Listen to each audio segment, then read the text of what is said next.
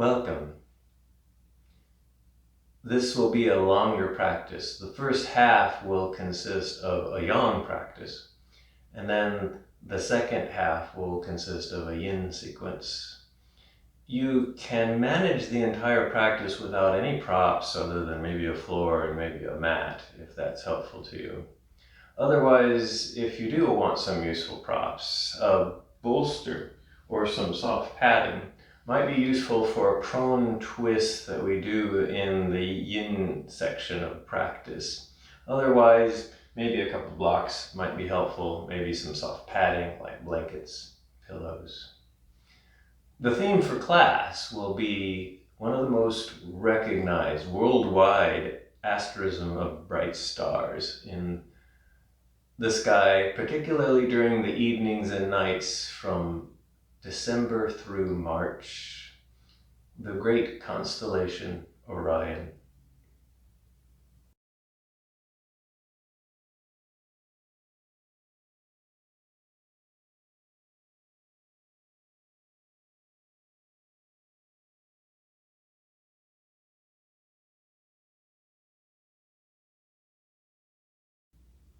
Before I get into the yang sequence of this practice, I'd like to start with a little bit of just grounding and stabilization and breathing and centering. So this is the time in a practice where you give yourself a little bit of time to settle and just notice, watch your breath, just maybe think of intention if you haven't thought of an intention yet, and maybe check in with the different parts of your body, the different parts of your being. Maybe notice the thoughts that are running through your brain, maybe the emotional sensations that you're feeling here. But find a comfortable seat. Find some way to sit that is not painful. I'm sitting cross-legged. You certainly can sit cross-legged. You can sit up on some height to make cross-legged sitting feel easier to you. You can sit in a chair, you can stand. Something that feels stable, something that feels stable and secure enough so that you can soften and clear your mind here just for a moment. And you can do that also by focusing on your breath rather than mental processes. So notice your big deep inhales and your big deep exhales. As you're doing that, you can also kind of wiggle up through your spine to grow your spine nice and neutral. And notice the opening of your torso. You can shrug your shoulders up and back here. And I'll begin with a little bit of a breathing visualization technique here. So you can either keep your eyes open or you can close your eyes for a while. This might help to relax the face and draw your attention inward. I call this central channel breathing.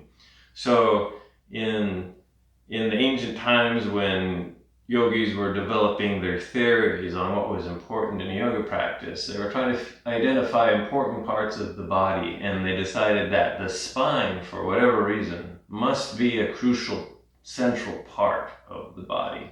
This kind of makes rational sense to us since it's a central support structure for a skeleton. It has nerves and blood vessels running through it, so it indeed is a very, very important part of the body here. So that's the central idea, is to focus on the spine with this breathing technique.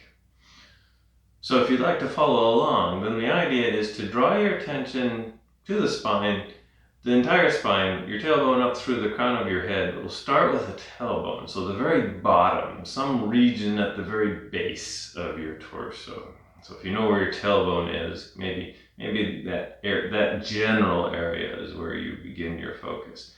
And maybe create this imaginary visualization of this tiny pearl of light kind of resting and glowing and radiating at the very tip of your tailbone. It can be a brilliant white light, like a brilliant young star in the sky. Or if you want something with a little bit more color to it, maybe visualize it as this bright pearl of swirling violet and pinkish light here. Or come up with your own color. Whatever works best for you. So take some time and maybe match the brightness and the lucidity of that light with your breath here, and let it just rest there at the base of your torso. And then at some point, when you get done with your next exhale, when you start your next inhale, slowly allow that pearl of light to move up through where your spine is. So all the way through your inhale till at the end of your inhale, it reaches the crown of your head. So if it's a slow inhale, slowly moves up your sacrum, your lumbar, your thoracic spine, up through your neck, and then up through the back of your skull until it reaches here. And then gently exhale, and as you exhale, allow that light and that energy that you were visualizing to just kind of just move off into the air, into space, and just kind of spread out everywhere here. So again, next inhale, you take this pearl of light and you slowly move it up through. Notice how it travels slowly up through the back of your spine until at the end of your inhale, it's at the crown of your head. And as you exhale it out through the top of your head. So this is a visualization of energy. So we're moving energy up the spine. So a few more cycles of this. And you have to do this at your own pace to make it feel like something. It might be faster or slow. You can notice the speed, and whatever the speed is, that is the correct speed for you here. So a few more cycles here. Moving that pearl of starlight up through this central channel, this channel that's considered crucial, profound, maybe even say sacred to your physical being.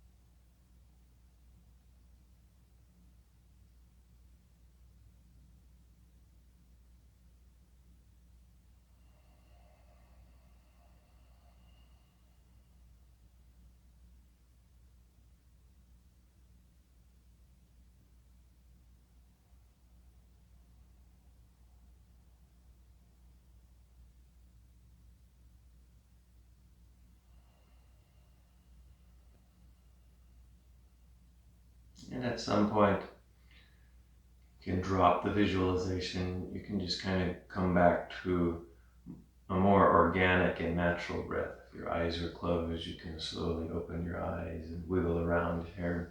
So we'll start the yang sequence, and this starts off with an exercise that I call the circle of life. Now, if you can manage, maybe sit back on your heels, knees side by side. Now, some of us, this is not going to happen. If you can do this easily, go ahead and sit this way. If you have a block, and if you can sit up on a block, and that feels better, like you no longer have pain in the knees or the ankles, and you can use a block, or you can just sit cross-legged again. You can do this seated in any fashion. You just need to have a little bit of room around you here for circle of life here. So we'll do a few rounds of this. So begin with your hands at heart center. Maybe get some integrity in your torso. That means some gentle toning to create a nice neutral spine. And then in this vinyasa works like this. So you basically inhale and extend your arms up towards the ceiling. Maybe look up towards your thumbs. As you exhale, make a big sweeping circle with your arms, move them apart and then behind your torso. And then clasp your hands behind your torso. If you can't clasp, just bring your hands as close together as they come. Arms are as extended behind your torso. Otherwise, roll your shoulders back and then lift lift your sternum and look up towards the ceiling into a slight back bend here. And then exhale, release your hands and bring your hands all the way back around to heart center. So that's one round. We'll do a few more rounds of this, so a little bit faster this time. So inhale, arms extend up towards the ceiling. Exhale, arms sweep around behind you. Inhale, and do this little back bend. Exhale, hands come forward to heart center here. So a couple more cycles. Inhale, arms extend. Exhale, arms sweep back. Inhale, baby back bend here. And then exhale, hands to heart center. One more time. Inhale, arms extend out. Exhale, arms sweep behind. Inhale, arms extend, lift your heart. Exhale, hands come to heart center here.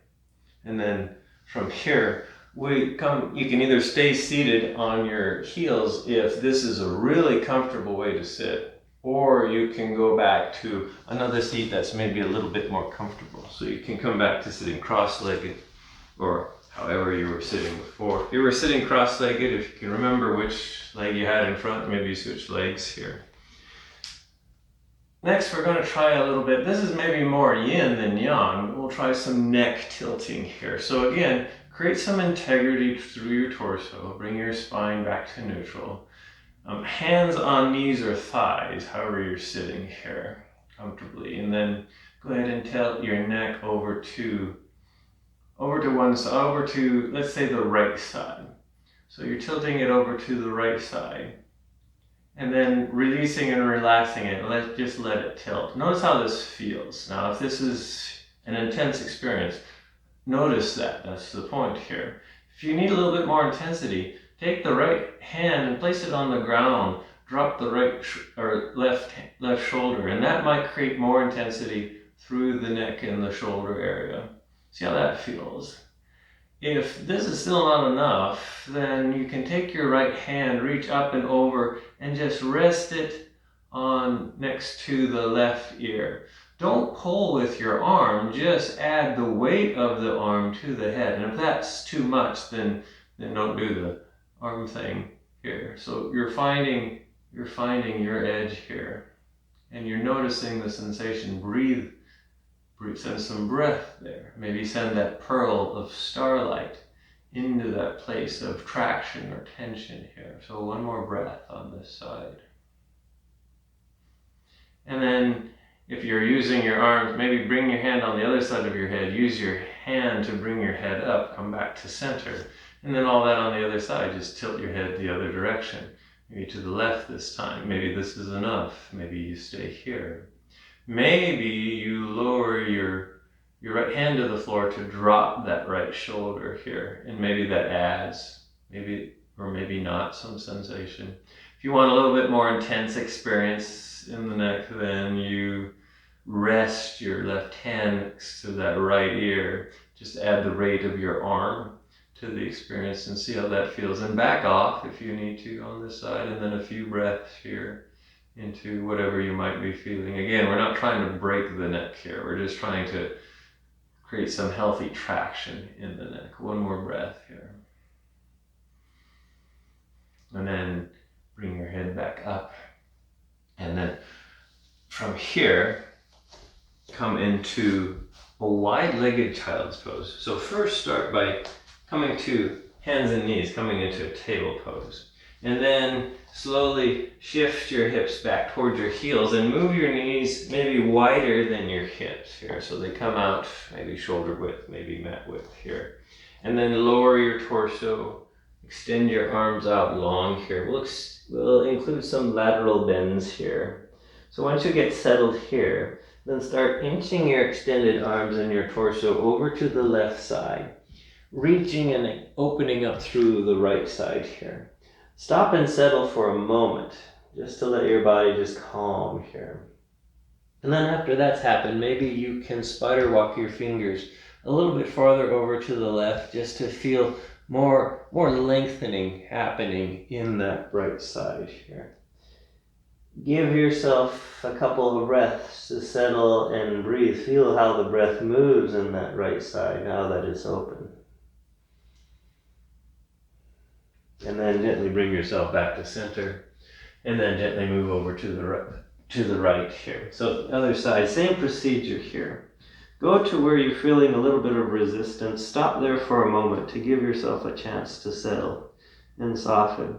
And maybe you want to stay here, or maybe you want to go a little bit farther just to see what the extra sensation would feel like. Again, we're not going for injury or trauma or pain. We're just going for something that we can definitely notice and feel here. One more breath here, and then move your hands back to center, and then bring yourself up. Come back into table. So knees come to a stable position underneath your hips. Hands are or extended arms are underneath your shoulders.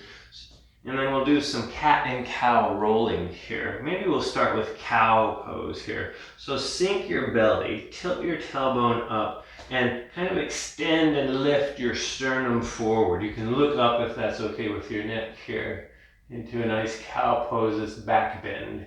And then a nice forward fold here into cat. So raise your spine up towards the ceiling, tuck your head and your chin, tuck your tailbone here. And shoulder blades move away from each other, nice cat pose. And then move back into cow. And slowly move back into cat. You can turn this into a vinyasa, where you're linking this with your breath. Maybe a nice inhale when you move into cow pose. And then a nice exhale as you move into cat pose here. So maybe one more cycle.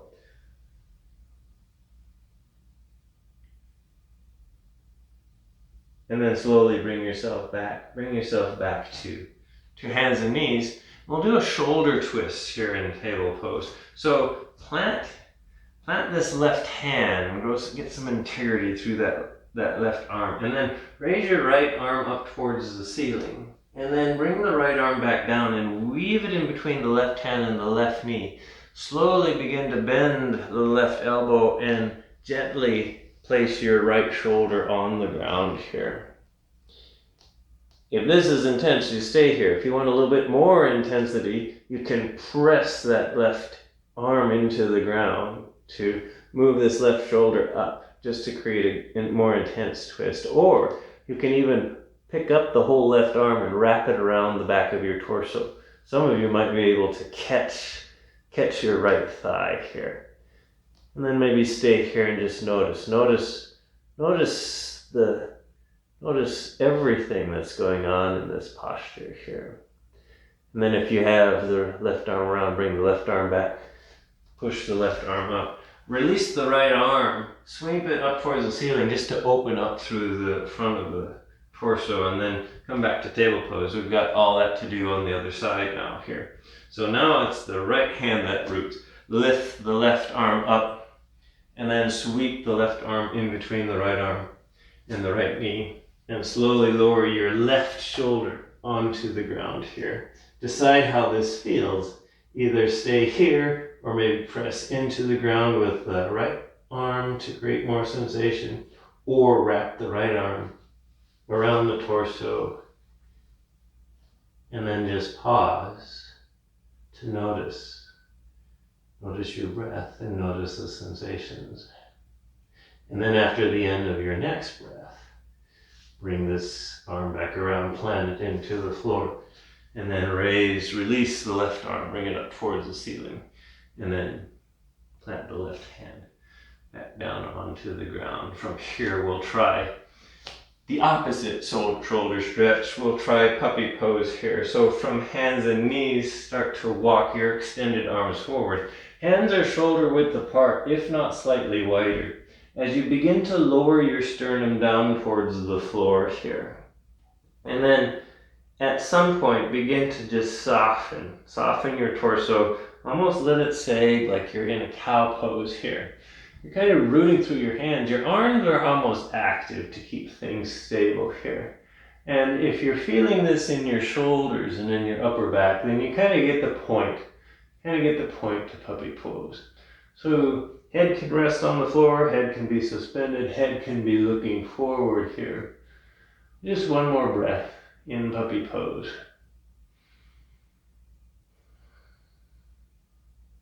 And then root through your hands, energize your arms, press yourself up, coming into full child's pose here. So slowly move your hips back towards your heels, lower your torso over the fronts of your legs, and then arms can be forward, but I'm going to suggest sweep the arms behind you and let your shoulders just root forward to reverse and release the pressure that they might have been feeling during puppy dog pose. And then just give yourself permission to kind of take a break here for one more breath or so.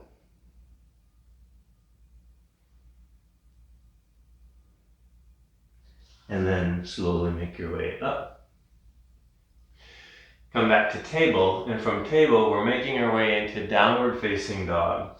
So from into downward facing dog, plant your hands again, shoulder width apart or slightly wider. And then tuck the toes of your feet.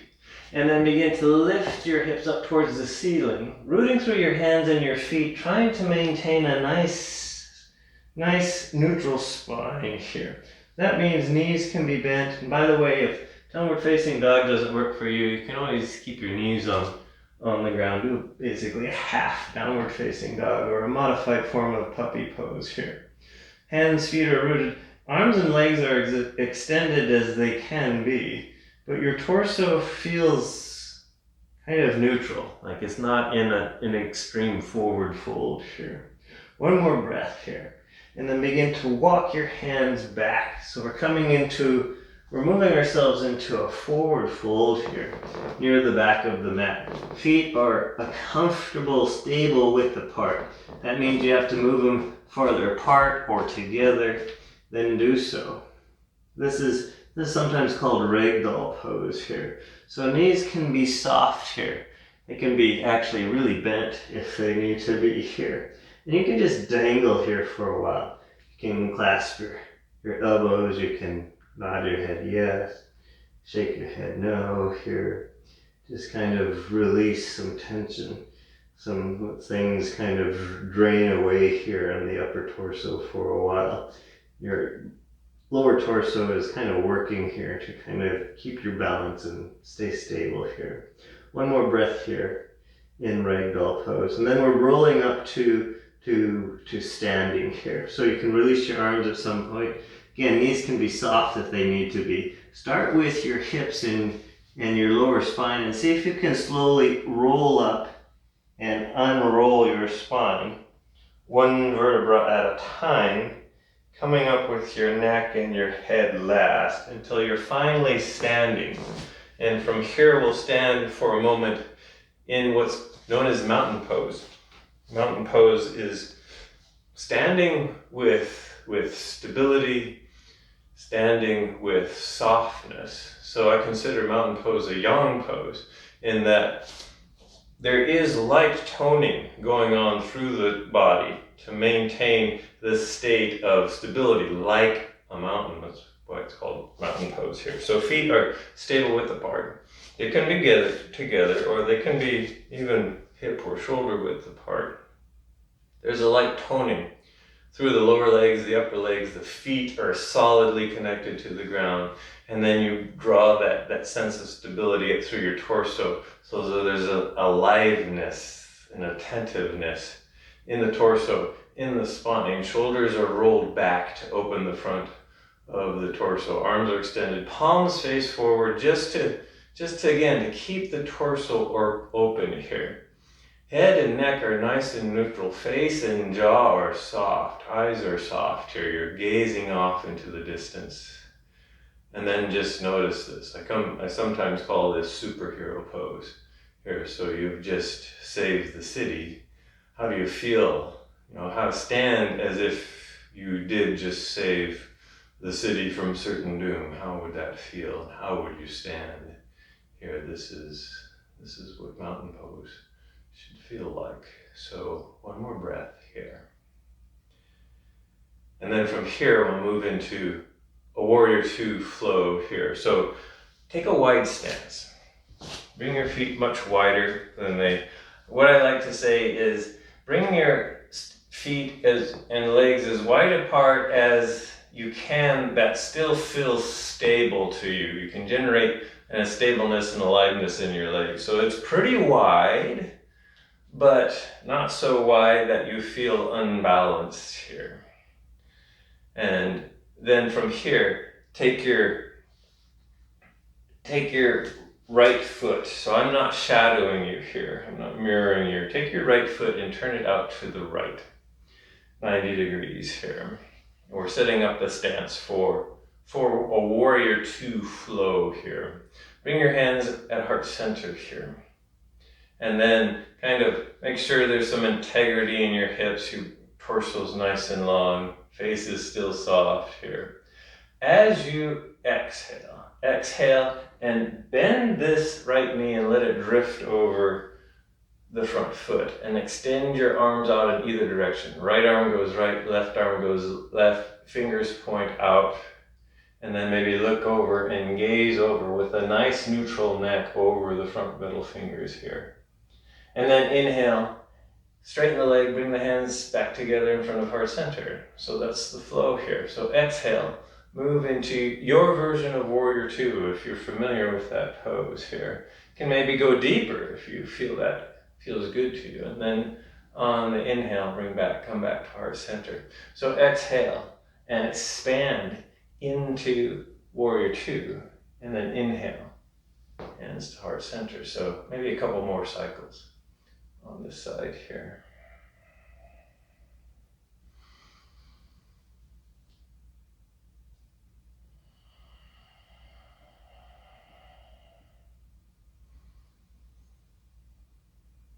And then turn that right foot in, other side here. So turn the left foot out. If you need to adjust your stance, go ahead and do so. And then those cycles, so do about 4 cycles on this side. So arms come out on exhale, the left knee bends and drifts over the left toes here as you look out over your left arm. And you can feel the length and the energy in your right arm, even though it's behind you. And then inhale, come back to center. So a few more cycles here. Exhale into warrior 2 on the other side. Inhale, back to center. Exhale. Inhale. So this is a vinyasa. One more cycle here. So exhale. And then inhale. And then turn your feet in. Maybe heel toe your feet together. And then we'll do, this is a Qigong energy moving type of breathing exercise here. So I would suggest come back to roughly mountain pose. Feet are hip width, maybe even a little bit wider, maybe about shoulder width, or even maybe slightly wider than shoulder width. Something that feels really stable to you. And then knees are soft and slightly bent. Torso is still kind of balanced, and then you'll just have to kind of watch and see. We'll do this for a few cycles. So hands, this is also, it's a Qigong breathing exercise. It's also a yoga vinyasa here. So hands start at kind of your lower center here. And then as you inhale, lift your arms up, bend your elbows, exhale. Extend your arms forward. Maybe breathe through your mouth as you exhale and breathe through your nose as you inhale. So inhale through your nose. Arms expand out to either side. Exhale. Arms sweep in front of your lower torso. And then notice I'm kind of bending down with my knees here again. And then inhale. Sweep your arms into a sweeping circle up overhead. Maybe lift your heels up off the ground. And then exhale. Hands come to the beginning part here. So maybe 3 more times with this. Inhale. Exhale. Inhale. Exhale. Inhale.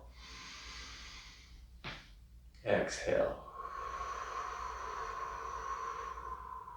Inhale. Exhale. Inhale. Exhale. Inhale. Exhale. One more cycle.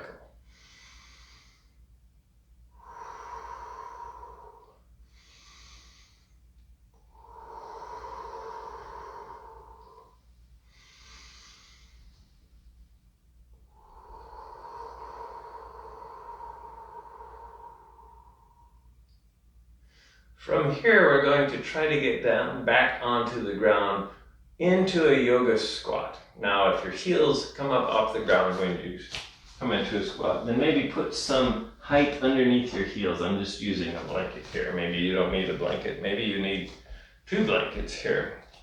Bring your feet, again, fairly wide, like at least shoulder width. Turn your toes out to the side.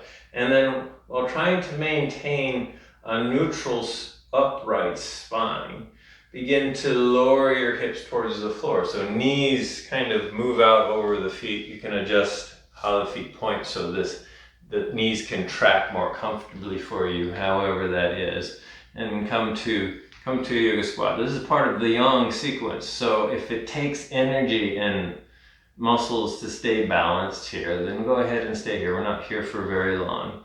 You can place your hands on each other and then see if you can take your upper arms and press them into the sides of the fronts of your legs here, just to get a little bit more deep of a hip opener here. And then maybe stay here for 1 or 2 breaths or so.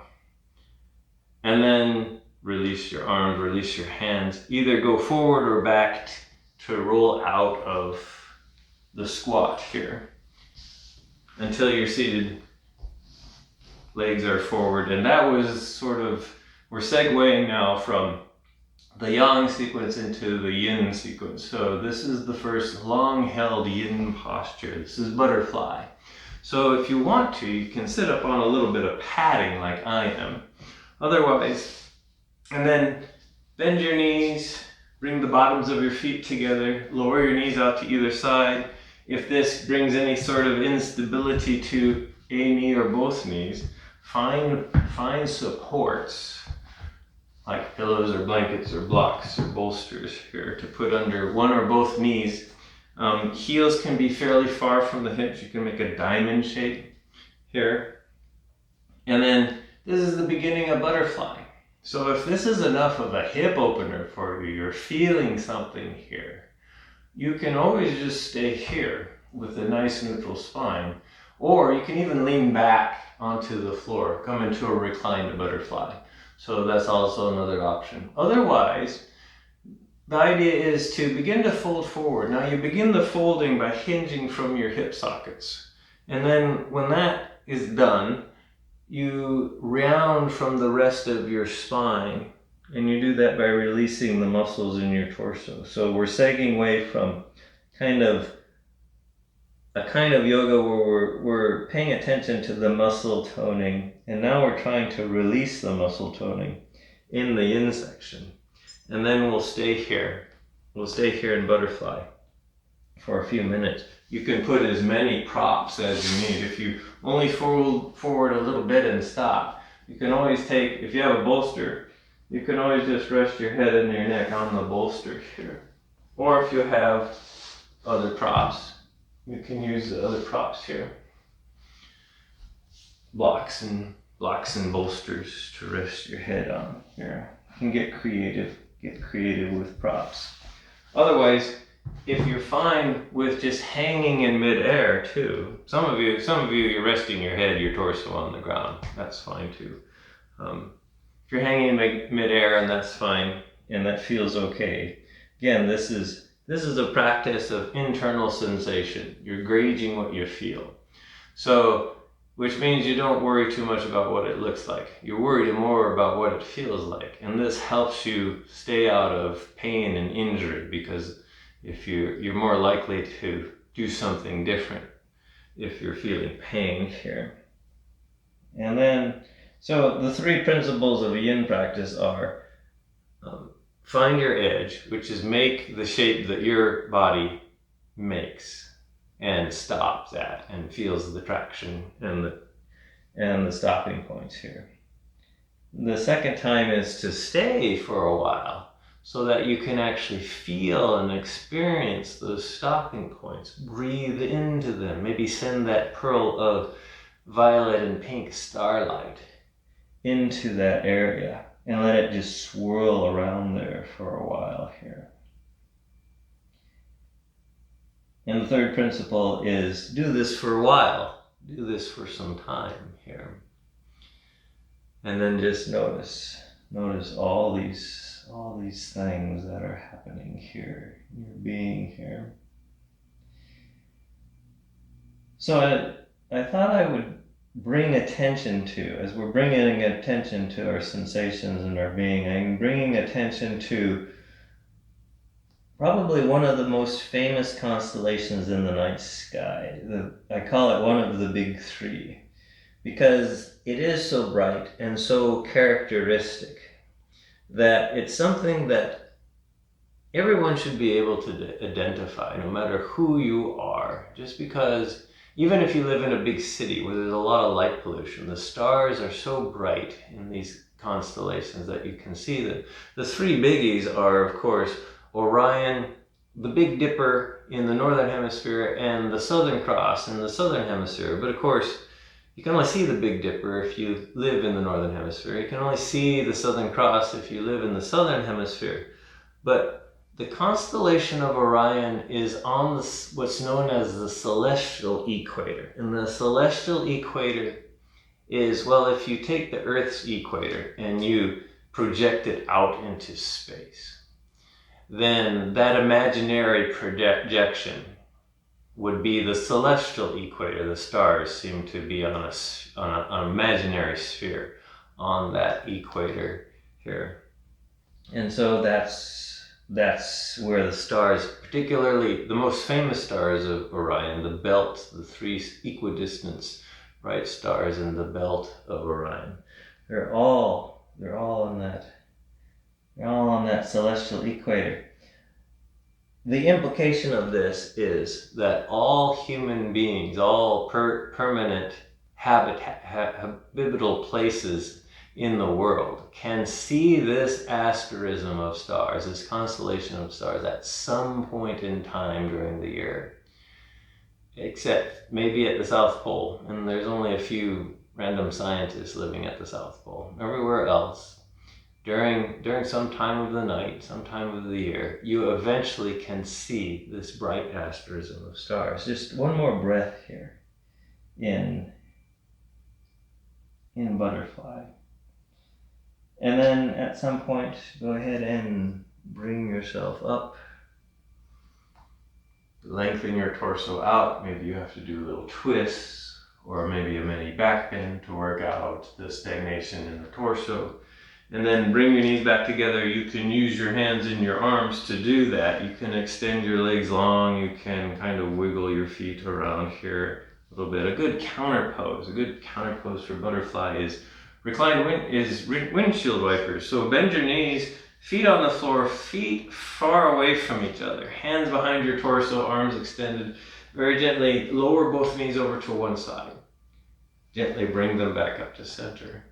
And then gently lower them over to the other side, and then allow them to just kind of sweep back and forth in a gentle windshield wiper movement to release the tension in the hips here. Maybe one more cycle to either side here. And then from here, the next yin posture is butterfly pose, which is a full body lateral bend. So you'll make your way down onto your back, legs extended here. Now the point to banana pose is to actually lengthen and feel the traction, the stopping points, in one or the other side of the body. To do this when you're lying on the floor is to try to keep your hip region level and flat. So just keep that in mind when you're moving into the posture here.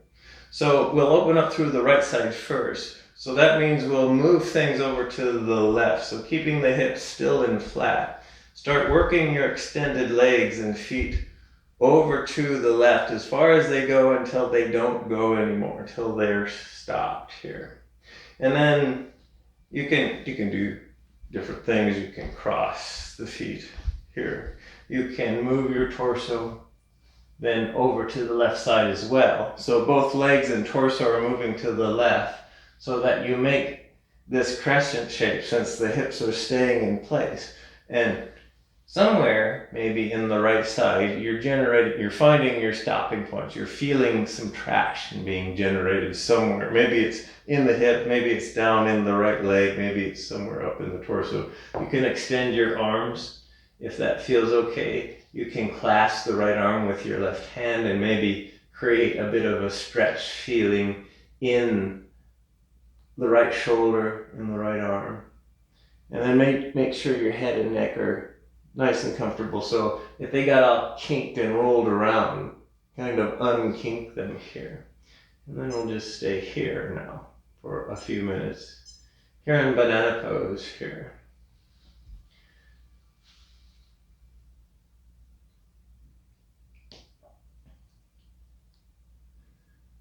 Because Orion, the constellation of Orion, the asterism of bright stars, can be seen around the world. It's associated, depending on where it's seen, what culture sees it, has many different names and many different forms and many different stories about it. I should back off and I should talk about human civilization. The reason these constellations have so many stories behind them is because we are human beings. And one characteristic of us human beings is we like to see patterns. We're pattern formers. We look around and we're always looking for patterns and shapes and symbols. We're a symbolic species. We're constantly looking for patterns and symbols and then giving those patterns and symbols some sort of meaning and creating stories about those patterns and symbols. And there's no grade or canvas to create patterns and symbols than looking up into the sky and creating patterns, symbols, and stories about the stars. And of course, there are many, many different kinds of stories and patterns that are made out of the bright stars that make up the constellation of Orion here. Some patterns, the three stars that make up Orion's belt, the most conspicuous pattern in the night sky. So 3 bright stars right in a row, equidistant from each other. This is the most famous pattern. And then there's some very bright stars, some of the brightest stars in the night sky around that pattern. Well, those 3 stars in Orion's belt, very famous in the cultures of Spain and in South America. Those 3 stars are known as the 3 Marys. In Puerto Rico and in the Philippines, those 3 stars are known as the 3 wise men or the 3 kings. Those 3 stars in some of the Aboriginal tribes down in Australia are known as the 3 fishermen brothers, the 3 brothers who fish in a canoe. And some of the other brighter stars around the 3 brothers are the boat that they're in. And some of the other stars are the fish that they're catching. In the old Incan civilization, those 3 stars in Orion belt were symbolic of the spiritual worlds that one encountered, that the shamans in the Incan culture thought were important. The 3 worlds being the upper world, the middle world, and the underworld here. But of course, the stars were so bright that they were famous to humans before antiquity, before you could say prehistory. These stars were known to people. Before religion, before agriculture, these stars were famous among people. And of course, before agriculture, the important thing for survival for most people was hunting and gathering. So hunting was a very important part of human culture. And it turns out most of the early stories from around the world associated with those stars deal with hunting, with hunting. Just one more breath here on this side of banana pose. And then slowly make your way back to center. Do this slowly and notice the reverberation here. You can make little motions. I'm going to suggest bringing your knees into your chest for a counter pose. So slowly bend your knees, draw them into your chest, give them a nice hug here. You can stay still, or you can slowly roll from side to side, just to notice the reverberation. And then go ahead and extend your legs out long. You have the other side of banana to do. So once again, think about keeping your hip region flat and level so that the tension of the pose goes into the side that we're opening. And in this case, it's the opposite side, it's the left side now. So start inching both legs over to the right side as far as they go. And they can be crossed, they can be uncrossed. You can kind of inch your torso over to the right side as well. Again, you're making this crescent moon shape or banana shape, which is why it's called banana pose. You're discovering what's stopping you. Arms can be just along your side, or they can be extended overhead if you want to get an additional stretch here. We're not interested in nerve pinching. So if you're experiencing that, rearrange your arm to get around that nerve pinching here. Head and neck are comfortable. So this is finding your edge and settling into the pose. And then now once you've found that, you stay here for a while.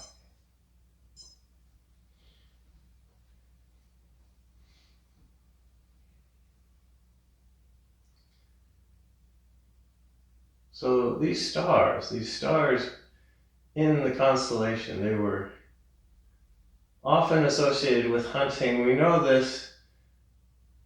It's been since antiquity that they've been associated with hunting. There was, and by antiquity I don't mean a few thousand years ago, I mean tens of thousands of years ago. They found representations of the stars of the Orion constellation in archaeological sites in Europe, in West Germany, that date back to 35,000 years ago. So we already know that people at least 35,000 years ago thought these stars were important. And if you think about the life that the people led back then, keep in mind, this was during the ice ages. So there was not a lot of tropical gardens going on in Europe at that time. So gathering and hunting must have been important for these people. Indeed, native tribes up in Siberia often saw these stars associated with hunters. There's a native tribe in northwestern Mexico, in North America, who associates the central stars of Orion with hunting. Now the animals that they associate with hunting, the pronghorn and mule deer and bighorn sheep. In India, the central three stars in Orion's belt are seen as deer. And the four bright stars that surround the central stars like Betelgeuse and Rigel, those stars, and Bellatrix, those stars are considered hunting dogs. So they're considered hunting dogs that have surrounded three deer. And then there's another group of stars slightly off from the main three stars. Those stars are considered the baby deer here.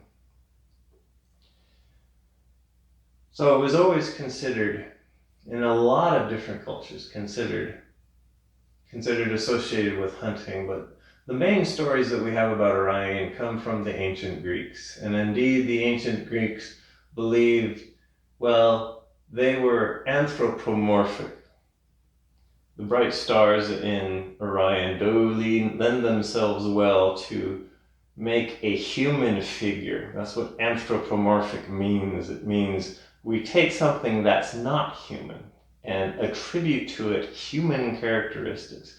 And there's no other constellation in the night sky that lends itself so easily to actually looking like a human being than the bright stars in Orion. And indeed, that's what the Greeks saw, and that's what civilizations before the Greeks saw too. It's believed that the Greeks borrowed a lot of their stories from Sumeria, Babylonia, Mesopotamia prior to the Greek civilization.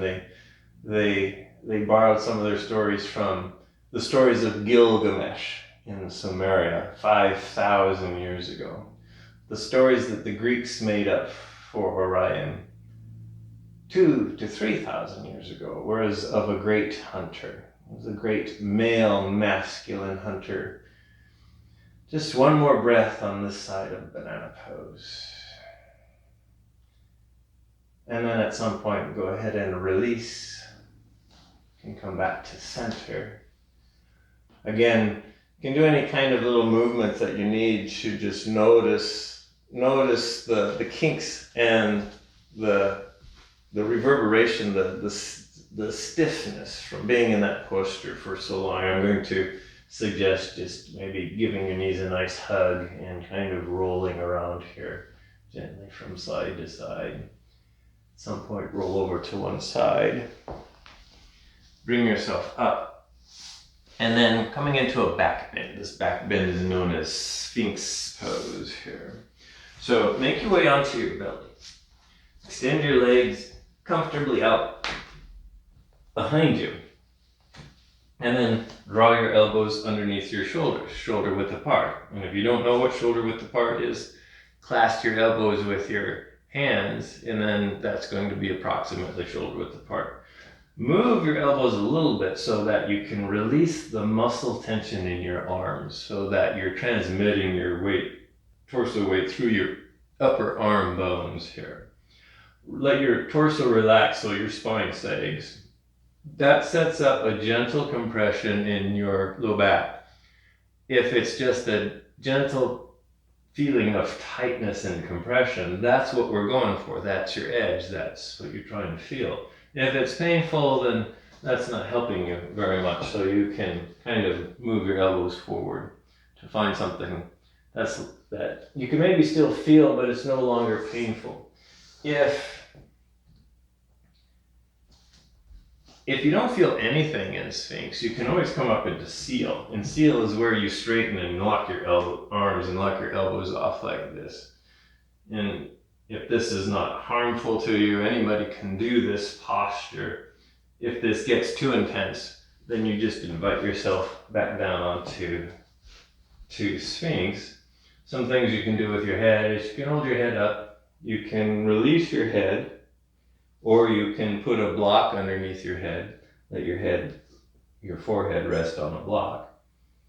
And then just stay here, check in with your breath, check in with the subtle sensations.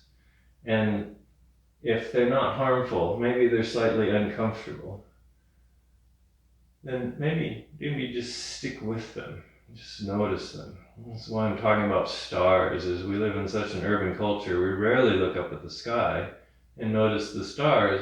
The stars are always there, just like the sensations running through our bodies. We're so busy, we hardly notice them, but the sensations are always there. Yoga practice is a good time to check in with them here. So we're here in Sphinx for a few minutes or so. So when the Greeks got a hold of the stars in Orion, they turned it into Orion, the great hunter, which has its origins from other hunter-gatherer cultures coming from the mists of time. In fact, tens of thousands of years ago. In fact, there is some speculative evidence that the story of Orion goes clear back 100,000 years, back when humans were moving out of Africa into the rest of the world.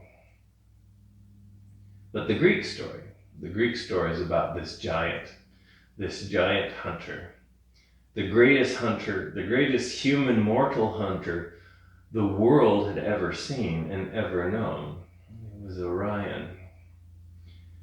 And this hunter was quite masculine. He had the stories about him often ranged about him pursuing women and women trying to fend off his unwanted advances, to him going around and trying to kill every single animal that he could find. In fact, that is the main story that the Greeks, that we know of from Orion. So Orion knew that he was such an accomplished hunter that he got a little bit arrogant and narcissistic and macho about it. And finally, in his hubris, he finally made the remark that he was going to prove he was the greatest hunter in the world by killing every single animal that ever existed. Well, the Greek goddess Gaia, goddess of the earth, she took a little bit of exception to this statement made by Orion. So she decided he needed some humbling. So she sent a humble scorpion to sting Orion in the ankle. And of course the sting was fatal and it killed Orion. And afterwards all of the Greek gods felt sorrow for the demise of this great human hunter. So they did decide to honor Orion by placing him up into the stars. But as a warning to not be so arrogant, they also placed the scorpion up into the sky. And yet they placed the scorpion, which is the constellation Scorpio, opposite Orion, so that the two can never meet in heaven, but they constantly appear to be chasing one another. That's the most common story about Orion. So maybe one more breath here in Sphinx, and then we'll go ahead. When you're ready, come out of Sphinx. I would suggest slowly just lower your torso all the way to the ground. You can rest your head on stacked hands. You can just stay here and let your spine be neutral for a while. Another nice pose, counter pose, is wide-legged child's pose. So hips to heels, move your knees out wide, like we did during the yang portion of practice, and then extend your torso, extend your arms forward, and then just rest here for a couple of breaths to just notice how your spine feels after that long, subtle back bend after Sphinx pose here. And then slowly bring yourself up. The next is a prone twist. So this is where a bolster will be handy, if you have one. If not, you can do this without a bolster. You can maybe use pillows or blankets. So we'll place the bolster here. What you'll do for this posture is you'll sit with the outside edge of one of your hips, the right hip, up against the narrow end of the bolster. Knees will be bent with both shins swept back here. And it doesn't matter what your feet are doing, the feet just need to be comfortable here. So you're seated like this. Grow up tall through your torso. You can use your hands and your arms to help. This helps to make the twist easier. And then twist from your torso and turn and face the bolster, so that your upper torso is facing the bolster. And then use your hands and your arms to slowly lower yourself down onto the bolster. Now when you get to your head and your neck, try turning your head and your neck away from your knees. So your knees, to the right here. Now if that's too hard on your head and your neck, then turn your head and neck to the left here. And by the way, there's nothing sacred about keeping your head and your neck in the same position for the entire length of the posture. You can change the orientation of your head and your neck as often as you need to.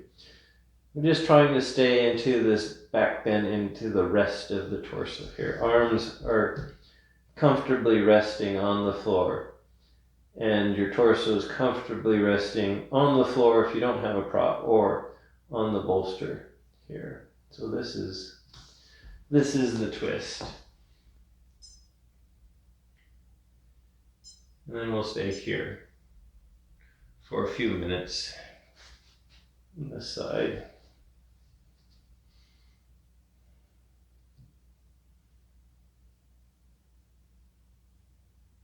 There's another story about Orion.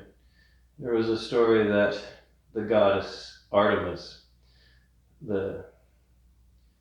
was falling in love with this mortal, because Orion was handsome, very large, very muscular, and since he was a hunter and she was a hunter, they had something in common. So she was starting to develop feelings for him, and of course Greek gods and goddesses were not supposed to develop feelings for these mere mortals, and Apollo, Artemis's brother, caught wind of Artemis's little infatuation with Orion, and he thought that was not proper for his sister. So Artemis, the goddess of the moon, Apollo, her brother, was the god of the sun, and at one point Apollo and Artemis were walking on a beach, and on the horizon, Apollo saw Orion swimming far out into the ocean. He was so far away, all you could see was this little tiny dot of his head above water. And Apollo hatched a plan. He looked over at his sister and kind of nudged her, and he said, "Hey, I bet you can't." He says, I know you're the goddess of hunting, but I bet you can't hit that small dot with your arrow on the horizon." And Artemis said, "Oh, please, stand aside, my brother." She grabs her bow and her arrow, and she lets loose the arrow. And of course, she has perfect aim, because she's a goddess, and she strikes and kills Orion. And when his body washes to the shore, she's quite sad, and Apollo too starts to feel bad that he tricked his sister.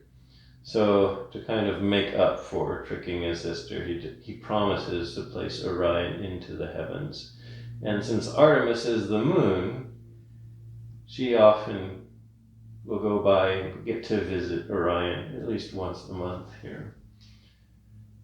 So about one more minute on this side, this contemplating this asterism of stars and the human stories that we make up for this star.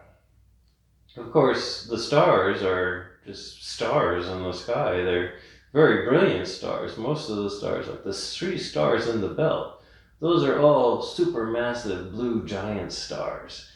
Most of them 20 to 60 times the mass of the sun. Most of them about 1 to 2,000 light years away, which is very far away, but these stars are so bright. The 3 stars in the belt, Alnitak, Alnilam, and Mintaka. Then Rigel, one of the brightest stars in the night sky. It's another blue giant off to the side. And then maybe another famous star, the red supergiant Betelgeuse, one of the biggest volume-wise stars in our entire galaxy. Betelgeuse, another bright star. And of course, one of the characteristic things about, there are other things in this bright asterism that are also bright. The sword of Orion, it looks like 3 smaller stars, but on a closer look they're kind of fuzzy, because of course the middle star is actually not really a star at all. It's what astronomers call M42. And M42 is a nebula. It's a region of ionized gas. If you look at it through binoculars or through a small telescope, you see this great fuzzy area of diffuse gas, and it's a very interesting region. Stars are forming. It's known as a star-forming region. There's all kinds of collapsing gas and clouds and bright new young stars forming there, right underneath the belt of Orion. One more breath here, and then when you're ready, slowly bring yourself out. Use your hands and your arms to do the lifting of your torso off of the bolster. And then you can take as much time as you want to work out the kinks here. But we do have another side of this twist to do. So if you're feeling ready, you'll make your way into the other side of the twist. So now it's the opposite. So you might have to move yourself or move your prop so that it's the left hip outside of the hip up against the short end of the bolster. Knees point perpendicular to the bolster, shins are swept back here. Grow up tall for a moment so that you can twist, face the bolster, and then lower yourself down onto the bolster. You, again, use your hands and your arms to do the work here of slowly settling yourself down. You can turn your head and neck away from the bolster, or you can turn it into the same direction as the bolster, and then get settled here for a few minutes on this side. Again, move arms around if you need to. Move head and neck around as much as you need to, because we're going to stay here. We'll stay here for a few minutes, releasing tension. The one secret to yin is the longer you stay in the pose, the harder it is for the muscles to stay engaged. At some point they have to give up because they're just tired. They're just tired of being engaged. That's one of the secrets to yin is you're wanting the muscles to be soft so that gravity and the geometry of the posture take over. And at some point the traction and the stopping points move into the connective tissue. And then you just reside. You just reside stably at that stopping point. And sometimes it's a nice experience. Sometimes it's a very uncomfortable experience. But you're paying attention to that experience, just like you can pay attention, you can notice the bright stars in Orion as they rise in early winter, as they move through the sky here. If you really pay attention, you can see more than just the bright stars, you can see the fainter stars. You can maybe even catch a glimpse of M42, the great Orion Nebula here. This nebula of ionized hydrogen gas of very, very young stars that are less than a few 100,000 years old, and that's not very long for a star. You can look at it with a big telescope. You can see these very, very patches of dense, dark gas that block out starlight. There, new stars are forming. And of course, what you realize is the Great Orion Nebula is a star-making factory. It's a cosmic womb of sorts, in that this is where stars are formed. This is where stars are born. In fact, if we go back to this idea of having to go around, look at things and create patterns and shapes and create anthropomorphisms, as we've done with Orion, we've anthropomorphized it into this great human figure. Now that we know that right in the center of that great anthropomorphism is a place of creation, is a place of brand new baby stars and stars that are currently forming, then we have to maybe change our perspective. We have to maybe switch our perspective on this thing that for so long we have treated as this mammoth monument of macho masculinity, and realize that the great, in actuality, this anthropomorphism is actually the great huntress. Because, of course, Orion is pregnant. A few more breaths here in this twist.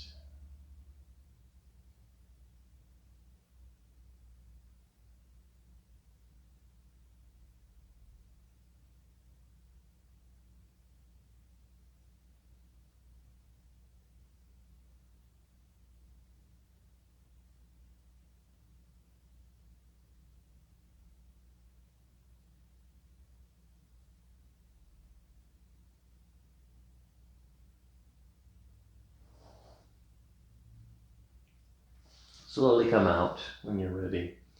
You can plant your hands again. I really suggest use the muscles in your arms to do the heavy lifting of getting your torso up off of the ground, and then maybe some little motions here to work out the twists here. A little bit of integration before we move into the resting pose here.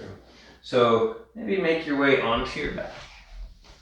Bend your knees, draw your knees into your chest, and then come into waterfall pose. So for waterfall, you'll just extend your legs up towards the ceiling.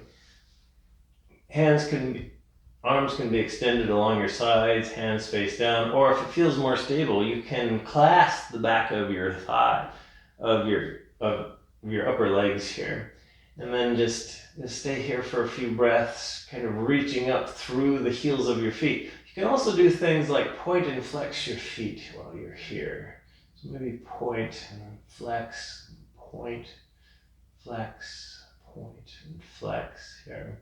And then from here, bend your knees, draw them into your chest, and then move your knees away from each other. Maybe weave your arms in between your knees and either take your hands, find your shins, your ankles, or the bottoms of your feet, and then point the bottoms of your feet up towards the ceiling, and then take your hands and kind of pull your feet, your knees down towards the ground on either side of your torso. This is happy baby pose. And if you're feeling a lot of intensity, you can stay here in stillness, or you can try to just slowly rock from side to side here, kind of giving a gentle massage to the back of your low torso here. And then maybe come back to center. And then come up and come to seated. Find a comfortable seat. One last vinyasa, breathing, kriya exercise here. So establish a stable seat, have a little bit of room around you. So informally I call this a heart kriya here. So bring your hands in front of heart center. On an inhale, sweep your hands forward, up and around, and bring them back and let them touch your forehead, in between the eyes, your third eye. Exhale, extend your arms and hands up towards the ceiling, towards kind of space or the sky. Make a big circle with your index finger and your thumbs. Inhale and bring that circle back into the center of your chest, your heart space. Exhale and move that circle out towards the universe. Inhale and maybe touch thumbs and index fingers, separate your hands, bend your elbows, draw your hands back in, and then exhale, hands to heart center. So we'll do this a few times here. So inhale, sweep your arms up, around, and back to your third eye. Exhale, extend your hands out to the universe. Inhale, heart circle comes back into your heart center. Exhale, breathe that heart energy out towards the universe. Inhale, bring your hands in. Exhale, hands to heart center. A couple more times here. So inhale, exhale, inhale, exhale, inhale, exhale. One more cycle.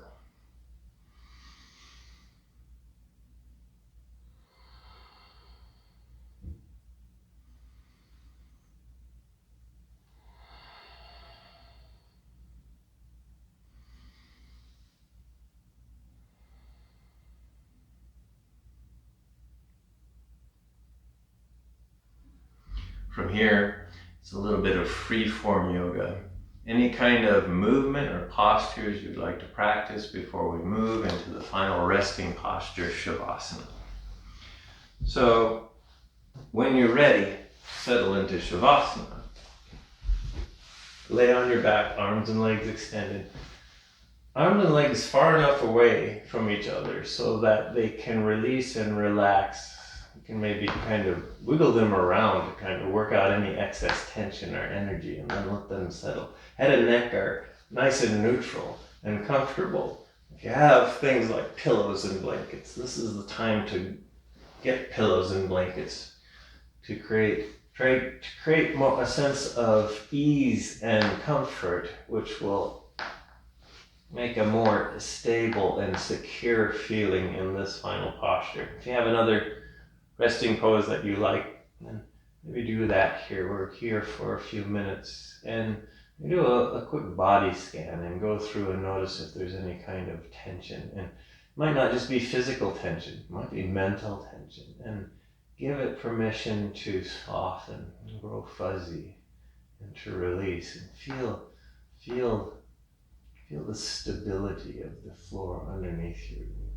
You can soften your face and your jaw. You can close your eyes. You can, again, touch base with the rise and fall of your rib cage. As you breathe, you inhale, you can feel the current of the air here. Toes are released, hands are released, legs are soft, arms are soft, torso is released. Back of your head growing heavy. You stay here in just kind of a soft stillness. You can set up a visualization as you can visualize your body as a star forming region. It's composed of young, hot, energetic stars in some areas. Brilliant, lucid, colored, ionized gas, hydrogen and helium. Maybe in parts of your being you can have these cold, dark, dense places that are blocking starlight, but yet they themselves are slowly collapsing into new young stars themselves. Consider your being as a being of stars and starlight. And the cycle of stars and the cycle of the universe is cycling through your breath here. As you continue this breathing and this softening, this visualizing of starlight. Maybe go back to that pearl of white starlight or violet pink light. As it slowly moves and washes through your body, it's like awakening the energy in your being here.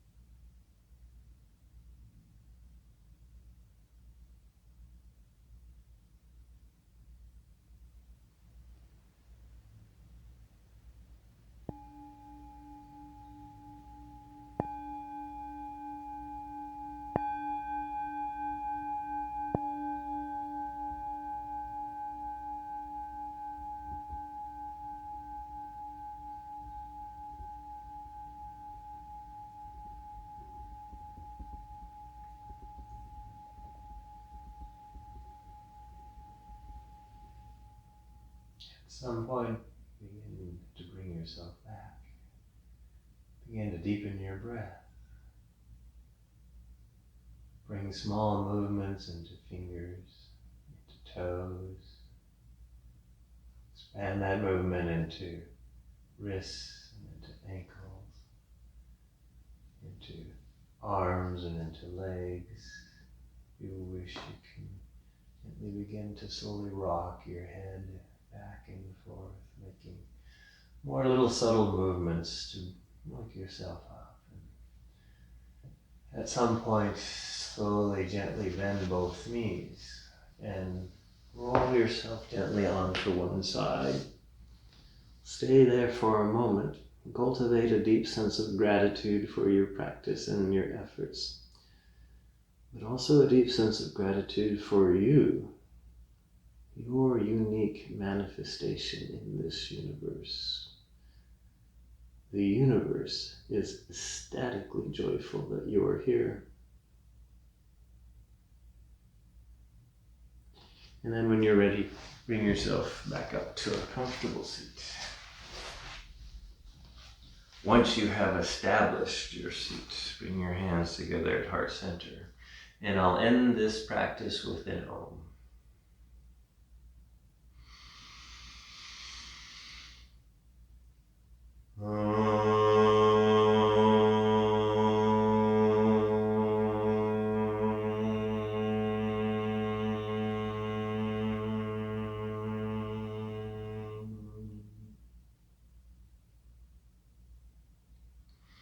The inner starlight in me honors the inner starlight in you. Namaste.